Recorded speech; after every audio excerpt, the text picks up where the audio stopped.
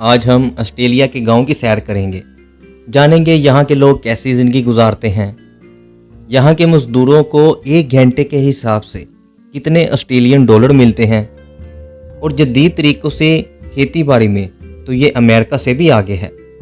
ان سب چیزوں پر آج تفصیل سے بات کریں گے، تو چلیں اپنی اس ویڈیو کا آغاز کرتے ہیں۔ آسٹریلیا، جو اپنے وسیع منظر اور شہروں کے لیے جانا جاتا ہے، جس میں بہت سے چھوٹے شہر اور دیہات بھی شامل ہیں، جو ایک منفرد اور دلکش طرز زندگی پیش کرتے ہیں۔ آسٹریلین گاؤں کے گھر اکثر آسٹریلوی فن تعمیر سے بنے ہوتے ہیں، جس میں لکڑی کے کاٹیج، لکڑی کے گھر اور فارم ہاؤس شامل ہیں۔ زراعت گاؤں کی زندگی کا ایک اہم حصہ ہے، جس کے بہت سے باشندے کھیتی باڑی، مویشی پالنے اور شراب کی پیداوار میں صدیوں سے تیار کی جاتی ہے۔ 77,41,220 کلومیٹر کے ساتھ یہ دنیا کا 6واں بڑا ملک ہے، اس لیے یہاں کے کسانوں کے پاس زمین کی تو کوئی کمی ہی نہیں۔ حالیہ اعداد و شمار کے مطابق آسٹریلیا کا تقریباً 53% رقبہ زراعت کے قابل ہے۔ یہ تقریباً 385 ملین ہیکٹر کے برابر بنتا ہے۔ زراعت آسٹریلیا میں ایک بڑی صنعت ہے۔ ملک کی خشکی اور نیم خشک آب و ہوا کے باوجود آسٹریلیا میں اگائی جانے والی بڑی فصلوں میں گندم، جو، کینولا، کپاس کے علاوہ جیسے پھل، انگور اور لیموں شامل ہیں۔ مویشیوں کی فارمنگ میں تو آسٹریلیا سب سے آگے ہے، جس میں گائیں، بھیڑ اور بکریوں کا گوشت اور دودھ وسیع پیمانے پر پیدا کیا جاتا ہے۔ آسٹریلیا گندم کی پیداوار میں 8ویں نمبر پر، دال اور چنے کی پیداوار میں 6ویں نمبر پر، جبکہ مویشیوں میں یہ پہلے نمبر پر آتا ہے۔ آسٹریلیا کے دیہاتوں میں جدید زراعت نے جدید ٹیکنالوجی اور مشینری سے نمایاں طور پر فائدہ اٹھایا ہے، جس سے پیداواری صلاحیت، کارکردگی اور پائیداری میں اضافہ ہوا ہے۔ اور آسٹریلیا میں استعمال ہونے والی جدید مشینری تو شاید امریکہ سے بھی کافی آگے ہے، جیسے کہ GPS ٹیکنالوجی، جو کہ درست پودے لگانے، کھاد ڈالنے اور کٹائی کے لیے استعمال کیا جاتا ہے۔ ویریبل ریٹ ٹیکنالوجی، جسے VRT کہا جاتا ہے، کھادوں اور کیڑے مار ادویات کے اطلاق کی شرح کو فیلڈ کے کنٹرول اور ان پٹ کے استعمال کو بہتر بنانے اور پائیداری میں اضافہ کی بنیاد پر ایڈجسٹ کیا جاتا ہے۔ کیمروں اور سینسر سے لیس ڈرون فصلوں کی صحت، مٹی کے حالات اور پانی کی سطح کی نگرانی کرتے ہیں، جو کسانوں کو حقیقی وقت میں ڈیٹا فراہم کرتے ہیں۔ نارملائزڈ ڈیفرنس ویجیٹیشن انڈیکس پودوں کی صحت کا اندازہ لگانا اور بیماریوں کا جلد پتہ لگانے میں مدد کرتی ہے۔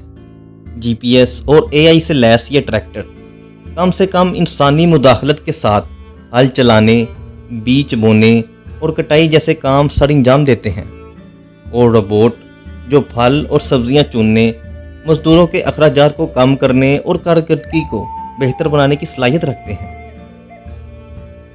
ڈراپ ایریگیشن، جو پانی کو براہ راست پودوں کی جڑوں تک پہنچاتا ہے، پانی کے ضیاع کو کم کرتا ہے اور کارکردگی میں بھی اضافہ کرتا ہے۔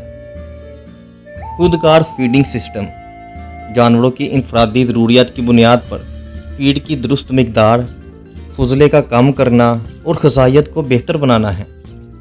روبوٹک دودھ دینے والی مشینری، دودھ دینے کے عمل کو خودکار کارکردگی میں اضافہ اور مزدوروں کے اخراجات میں کمی کرتا ہے۔ آسٹریلیا کی کرنسی ہے آسٹریلین ڈالر، جو کہ پاکستانی 190 کے قریب بنتے ہیں۔ آسٹریلیا میں کسانوں کی فی گھنٹہ اجرت کام کی قسم، مقام اور تجربے کی سطح کی بنیاد پر مختلف ہوتی ہے۔ عام ورکرز، جو پودے لگانے، کٹائی کرنے اور عمومی دیکھ بھال کرنے، ان کی اوسطاً اجرت 20 سے 30 گھنٹے کے حساب سے آسٹریلین ڈالر ہے۔ ایسے ہی ڈیری فارم ورکر، وہ تقریباً 22 سے لے کر 28 آسٹریلین ڈالر ایک گھنٹے کے کماتے ہیں۔ آسٹریلیا میں کم از کم اجرت 2024 تک 22 آسٹریلین ڈالر فی گھنٹے کے لگ بھگ ہے، لیکن اصل کمائی محسوس حالات اور بات چیت کی بنیاد پر مختلف بھی ہو سکتی ہے۔ اتنا سب کچھ ہونے کے باوجود یہاں کے لوگوں کو بہت سے چیلنجوں کا سامنا ہے، جیسے کچھ دیہی علاقوں میں دھول کے بڑے بڑے طوفان آتے ہیں، جس سے روزمرہ کی سرگرمیاں متاثر ہوتی ہیں، کیونکہ یہ طوفان اتنے طاقتور ہوتے ہیں جس سے گھروں کی چھتیں اڑ جاتی ہیں، کھیت ختم ہو جاتے ہیں، اور جیسے پاکستان میں آپ کوئی دور دراز علاقے میں جگہ خریدے اور کچھ دن بعد وہاں جائے تو وہاں وہ جگہ ہوتی ہی نہیں۔ اس آندھی بڑے طوفان کے بعد وہ جگہ وہاں پر نہیں ہوتی، یعنی کہ سارا منظرنامہ ہی بدل جاتا ہے۔ آسٹریلیا کے گاؤں میں کھیلے جانے والے کھیلوں کی بات کریں تو اس میں کرکٹ، جو کہ عالمی سطح پر آپ سب جانتے ہیں، اس کے بعد رگبی، نیٹ بال بہت زیادہ مقبول ہیں، اور ہر دیہاتوں کی اپنی ٹیمیں بھی ہوتی ہیں، اور اس کے علاوہ ہائیکنگ اور آؤٹ ڈور سرگرمیاں جیسے پیدل سفر، کیمپنگ اور ماہی گیری بھی شامل ہیں۔ ہنگامی صورتحال میں فائر ڈپارٹمنٹ، پولیس اسٹیشنز اور ریسکیو ٹیمیں رضاکاروں اور پیشہ ور افراد کے ذریعے کام کرتی ہیں، جو آسٹریلوی دیہاتوں میں ہونے والے واقعات اور ہنگامی صورتحال کا بروقت جواب دیتی ہیں۔ تفریحی سہولیات کے لیے یہاں لائبریریاں، کمیونٹی سینٹر، سپورٹ کلب، جو ہر عمر کے رہائشیوں کے لیے پروگرام اور سرگرمیاں فراہم کرتی ہیں۔ یہاں آپ کو وہ سب چیزیں نظر آئیں گی، جیسے کہ ambulance, fire work, police station اور ایک جگہ سے دوسری جگہ جانے والی گورنمنٹ کی گاڑیاں، اور وہ سب کچھ جو آپ شہروں میں رہتے ہوئے سوچتے ہیں، وہ سب آسٹریلیا ولیج لائف سٹائل میں آپ کو نظر آئے گی۔ لیکن کچھ دور دراز علاقوں میں صحت کی خدمات تک رسائی مشکل ہو سکتی ہے۔ سماجی کام جیسے بچوں کی دیکھ بھال، بزرگوں کی دیکھ بھال اور معذور افراد کے لیے کمیونٹیز پر مبنی تنظیمیں غیر منافع بخش ادارے اور سرکاری ایجنسیوں کے ذریعے فراہم کی جاتی ہیں۔ آسٹریلین گورنمنٹ اپنے کسانوں کو بلا سود قرضہ بھی دیتی ہے تاکہ وہ اپنے کام کو اور اچھے طریقے سے کر سکیں۔ دیہاتوں میں عام طور پر ضروری سہولیات جیسے گروسری سٹورز، ڈاک خانے اور کیفے بھی ہوتے ہیں۔ شہروں سے دور دراز ہونے کے باوجود بہت سے گاؤں میں تیز ترین انٹرنیٹ موجود ہے۔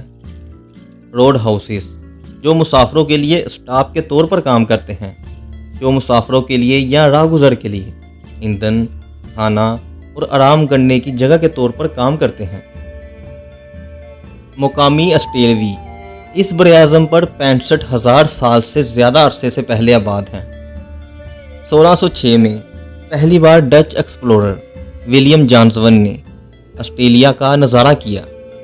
پھر 1770 میں کیپٹن جیمز کک نے برطانیہ کے مشرقی ساحل پر دعویٰ کیا اور اسے نیو ساؤتھ ویلز کا نام دیا۔ برطانیہ سے قانونی آزادی کے بعد 1986 کے آسٹریلین ایکٹ کا اختتام ہوا، جس نے آسٹریلیا سے برطانیہ کا قانونی اختیار ختم کر دیا۔